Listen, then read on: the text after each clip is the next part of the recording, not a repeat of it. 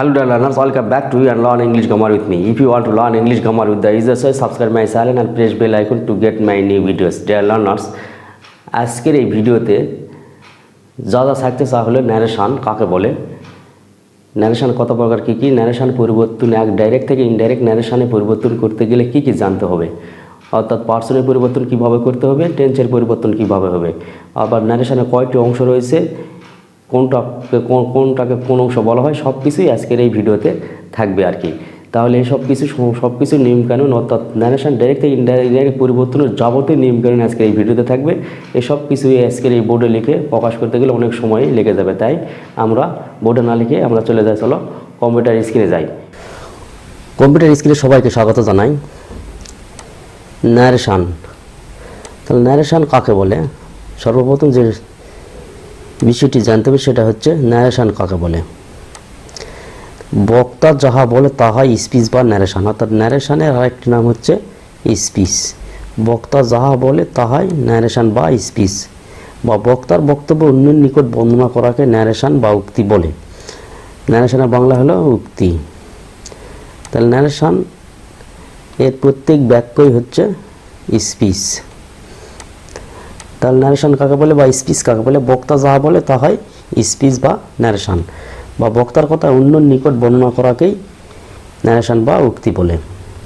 অর্থাৎ কোনো কথা বলে অন্যের কাছে বর্ণনা করা, একটা কথা শুনে আর একজনের কাছে বর্ণনা করাটা, কীভাবে বর্ণনা করা হচ্ছে সেটাকেই স্পিচ বলা হচ্ছে।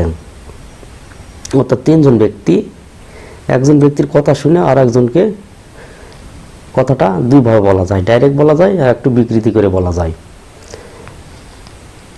বক্তা যেভাবে বলবে সেটা হয়তো দুইভাবে বলা যাওয়ার কারণে ন্যারেশনকে দুই ভাগে ভাগ করা যায়। তাহলে ন্যারেশনের ভাগ হচ্ছে, ন্যারেশনের প্রকারভেদ হচ্ছে দুই প্রকার।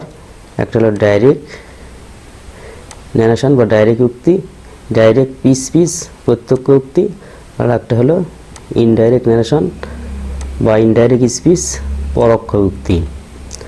তাহলে বক্তার কোনো বক্তব্য শোনার পরে সেই বর্ণনাটা আর একজনের কাছে গিয়ে দুইভাবে বলা যায়। হুবহু যেটা শোনা যায় সেটা বলা যায়, বা সেটাকে আর অন্য রূপেও বলা যায়, ইনডাইরেক্টলি বলা যায়। এই কারণে ন্যারেশনকে দুই ভাগে ভাগ করা হয়েছে, ডাইরেক্ট ন্যারেশন আর হলো ইনডাইরেক্ট ন্যারেশন। ডাইরেক্ট হচ্ছে বক্তার কথা হুবহু অন্যের নিকট বর্ণনা করা হলে তাকে ডাইরেক্ট স্পিচ বা ডাইরেক্ট ন্যারেশন বা প্রত্যক্ষ উক্তি বলে। যেমন Rahim said to me I am going to Dhaka, এটা হচ্ছে ডাইরেক্ট ন্যারেশন বা ডাইরেক্ট স্পিচ। আর ইনডাইরেক্ট হচ্ছে বক্তার কথা পরোক্ষভাবে অন্যের নিকট বর্ণনা করা হলে তাকে ইনডাইরেক্ট ন্যারেশন বা পরোক্ষ উক্তি বলে। যেমন এটাই ডাইরেক্টের, আবার ইনডাইরেক্ট হলে Rahim said to me that he was going to Dhaka. এই হলো ডাইরেক্ট আর ইনডাইরেক্ট, সরাসরি আর পরোক্ষভাবে।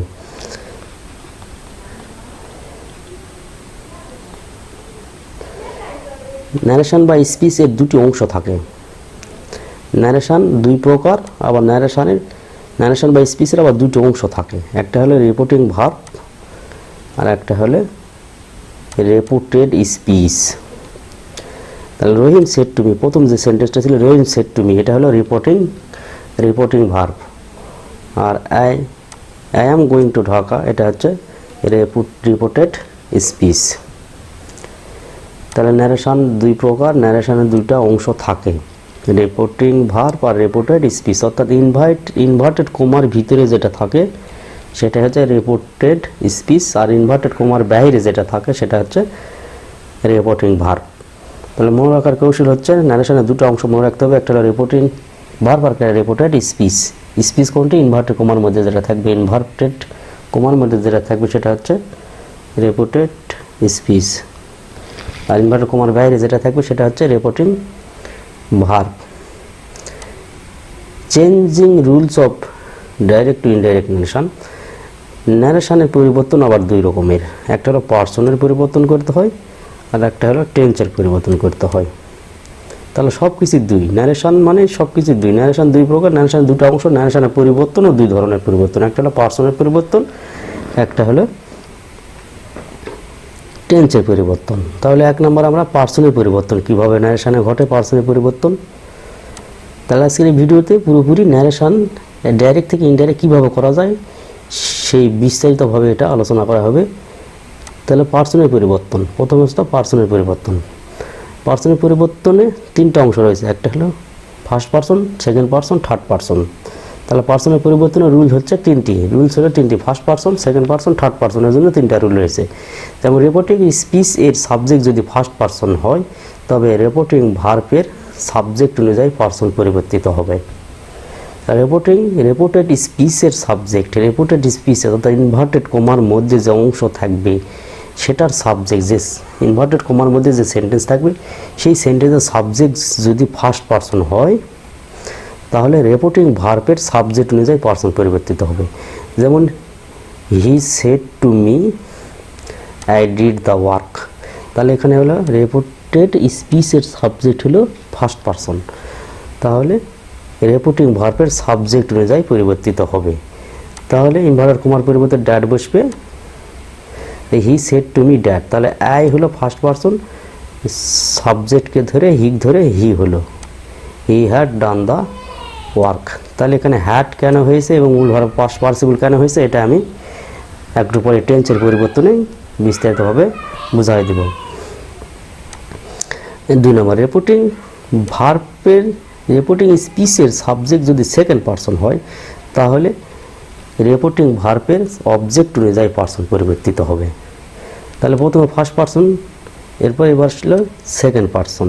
সেকেন্ড পার্সন হলে অবজেক্ট অনুযায়ী, রিপোর্টিং ভার্বের অবজেক্ট অনুযায়ী পার্সন পরিবর্তিত হবে। তাহলে ইউ এখানে হলো সেকেন্ড পার্সন, তাহলে মি অবজেক্টকে ধরে এখানে আই হবে, সাবজেক্ট ফর্ম করলে মির সাবজেক্ট হলো আই। তাহলে ইনভার্টেড কমার পরিবর্তে কী বসবে, ড্যাড বসবে।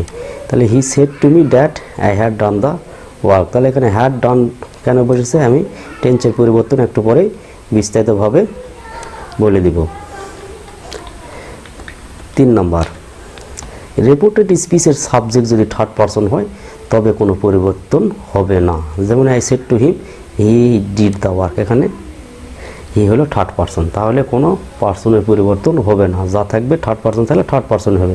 তাহলে he said to me dad, inverted কমার পরিবর্তে ড্যাড বসলো, ড্যাডের পরে যা হি আছে এখানে হি বসবে, he had done the work.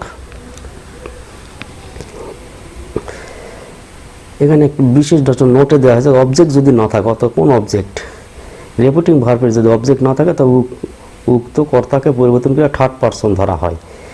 যেমন এখানে অবজেক্ট নেই, হি সেডের পরে কোনো অবজেক্ট নেই, না থাকলে এটাকে থার্ড পার্সনে পরিণত করা হবে, ইউটাকে থার্ড পার্সন করা হবে। তাহলে he said that he had done the work, he said that he had done the work. যদি রিপোর্টিং ভার্বের কোনো অবজেক্ট না থাকে তাহলে রিপোর্টেড স্পিচের সাবজেক্টটিকে পরিবর্তন করে থার্ড পার্সন করে নিতে হবে। তাহলে পার্সনের পরিবর্তন হলো, এরপরে হলো টেন্সের পরিবর্তন। এটা হলো ন্যারেশনের সবচেয়ে গুরুত্বপূর্ণ বিষয় হচ্ছে টেন্সের পরিবর্তন। টেন্সের পরিবর্তন জানলে ন্যারেশনে ক্লিয়ার হয়ে যাবে। টেন্সের পরিবর্তন হলো 1 নম্বর, রিপোর্টিং ভার্ব যদি প্রেজেন্ট টেন্স বা ফিউচার টেন্স হয়, রিপোর্টিং ভার্ব অর্থাৎ ইনভার্টেড কমার বাইরে প্রেজেন্ট টেন্স বা ফিউচার টেন্স, প্রেজেন্ট টেন্সের যে ভাগেই থাক, প্রেজেন্ট ইন্ডিফিনিট হোক আর প্রেজেন্ট কন্টিনিউয়াস হোক আর ফিউচার টেন্সের যে ভাগে থাক, তবে রিপোর্টেড পিসের ভার্বের কোনো পরিবর্তন হয় না, কেবল পার্সনের পরিবর্তন হয়।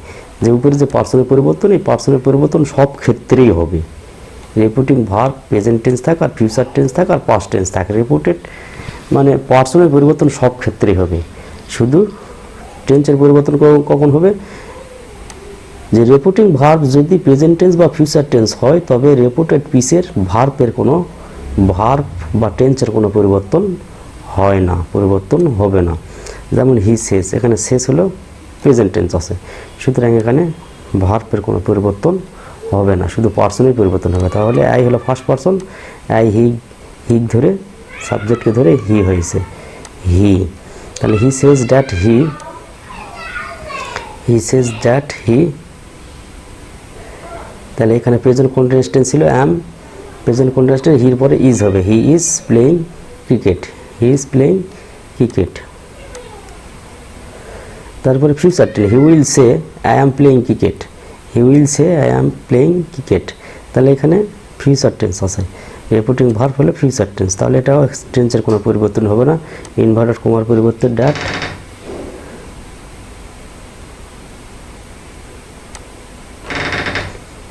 হয়েছে।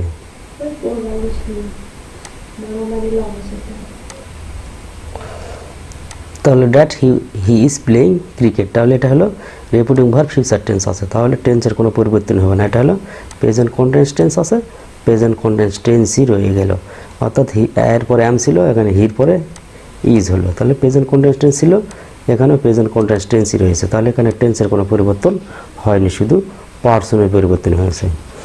এবার টেন্সের পরিবর্তনে 2 নম্বর বলা হচ্ছে যে টেন্সের পরিবর্তন দুইটা, একটা হলো রিপোর্টিং ভার্ব প্রেজেন্ট টেন্স অথবা ফিউচার টেন্স, আর একটা হলো রিপোর্টিং ভার্ব যদি পাস্ট টেন্স হয় তবে পরিবর্তনের সময় রিপোর্টেড পিসের ভার্ব পরিবর্তিত করেসপন্ডিং পাস্ট টেন্স হবে।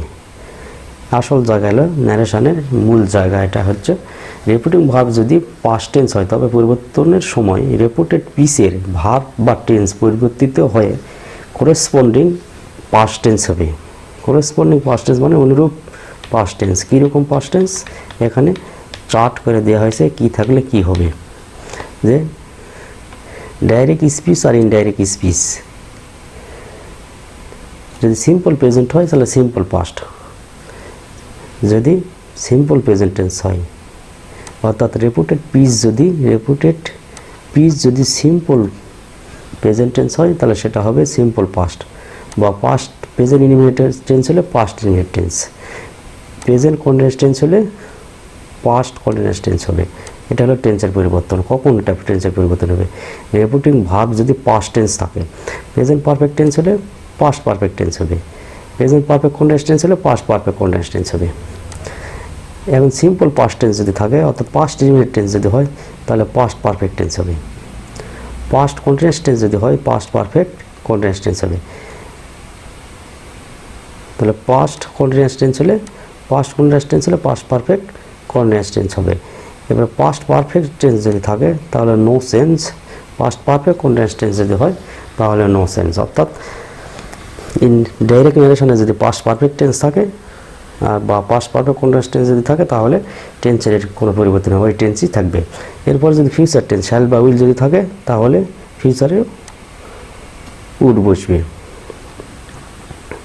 এই হলো টেন্সের পরিবর্তন। টেন্সের পরিবর্তন হলো করেসপন্ডিং পাস্ট টেন্স, এটাই হলো করেসপন্ডিং পাস্ট টেন্স। তাছাড়া এটাকে আরও শর্টভাবে লেখা যায়, যে এই টেন্সের পরিবর্তনটাকে আরও শর্ট করে লেখা যায় যে রিপোর্টিং ভার্ব যদি পাস্ট টেন্স হয়, রিপোর্টিং ভার্ব যদি পাস্ট টেন্স হয় তাহলে ডাইরেক্ট, যেমন প্রেজেন্ট ফর্ম হলে পাস্ট ফর্ম, ডাইরেক্ট ন্যারেশনে প্রেজেন্ট ফর্ম থাকলে পাস্ট ফর্ম হবে, ডু নট বা ডাজ নট থাকলে ডিড নট হবে, অ্যাম ইজ আর থাকলে ওয়াজ আর হবে, হ্যাভ হ্যাজ থাকলে হ্যাড হবে। পাস্ট ফর্ম যদি থাকে অর্থাৎ পাস্ট ইনডিফিনিট টেন্স, এটা পাস্ট ফর্ম থাকলে পাস্ট পারফেক্ট, হ্যাড প্লাস ভার্বের পাস্ট পার্টিসিপল। ওয়াজ অথবা ওয়ার যদি থাকে তাহলে কি হবে? হ্যাড বিন হবে। ওয়াজ অথবা ওয়ার থাকলে হ্যাড বিন হবে। এখানে আরেকটা ওয়ার্ড রয়েছে, সেটা হচ্ছে যদি ডিড নট থাকে,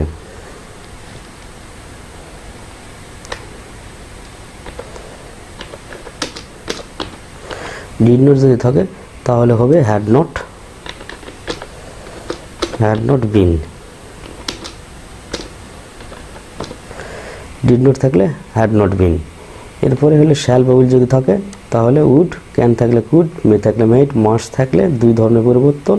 একটা হলো মাস্ট থাকলে স্থায়ী, যেটাকে চেঞ্জ করা সম্ভব হবে না, যে মাস্টগুলো পৃথিবী সৃষ্টির পর থেকে হয়ে আসছে, যেগুলো করতেই হবে সেটা মাস্টই থাকবে। আর একটা মাস্ট হলো অস্থায়ী, হ্যাড টু বসে। আমি যখন সেন্টেন্স আকারে এক্সাম্পল দেবো তখন সেখানে বিস্তারিতভাবে এখানে বলে দেবো মাস্টের স্থায়ী ব্যবহার আর অস্থায়ী ব্যবহার। শুড থাকলে শুড হবে। এই হচ্ছে টেন্সের পরিবর্তন।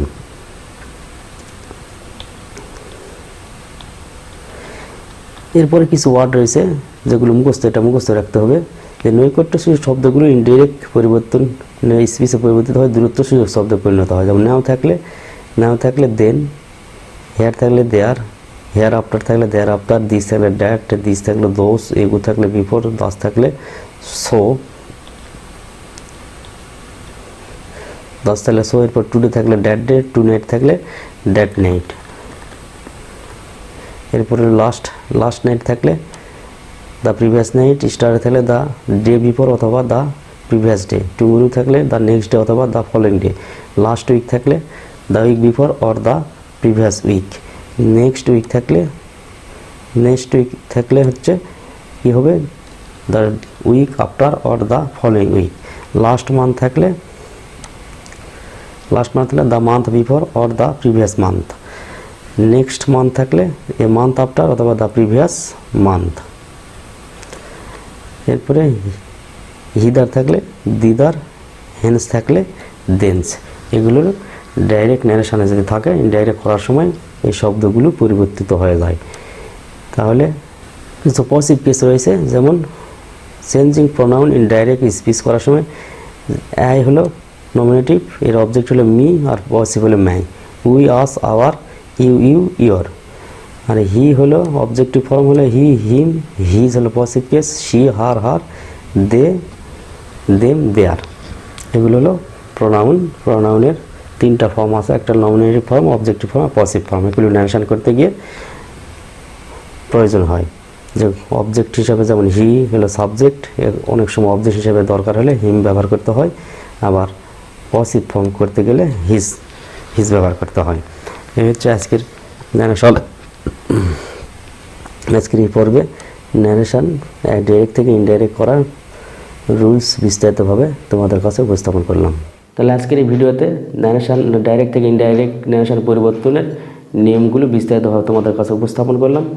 আগামীতে অ্যাসার্টিভ সেন্টেন্সের ন্যারেশন নিয়ে আবার উপস্থিত হব। ধন্যবাদ সবাইকে।